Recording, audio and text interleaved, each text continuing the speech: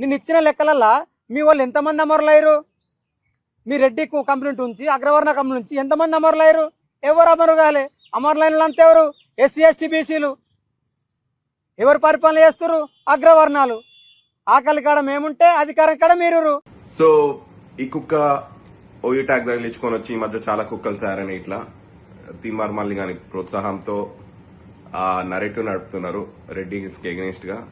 Reddy community మొత్తంకి మాట్లాడుతున్నావు కాబట్టి చెప్పాల్సి వస్తుంది. ఏంటంటే తెలంగాణ ఉద్యమంలో ఫస్ట్ అమరుడు అయినటువంటి ఈశాన్ రెడ్డి, వేణుగోపాల్ రెడ్డి ఓయూ దగ్గరనే సజీవ దహనం అయినారు తెలంగాణ కోసం. అదేవిధంగా ఉద్యమంలో ముందు నుంచి కూడా రెడ్ల పాత్ర ఏందనేది తెలుసు. అండ్ నిజాంకి వ్యతిరేకంగా కొట్లాడింది, భూదానం చేసింది తెలంగాణ ప్రాంతంలో అధిక శాతం రెడ్డి కమ్యూనిటీనే ఉంది.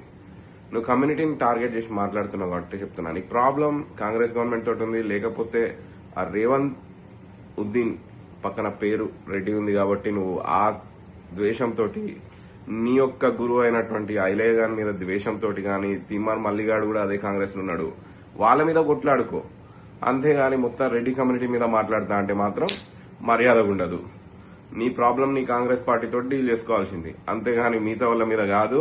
అనవసరంగా కమ్యూనిటీ మీద మాట్లాడితే మాత్రం మర్యాద దక్కదు.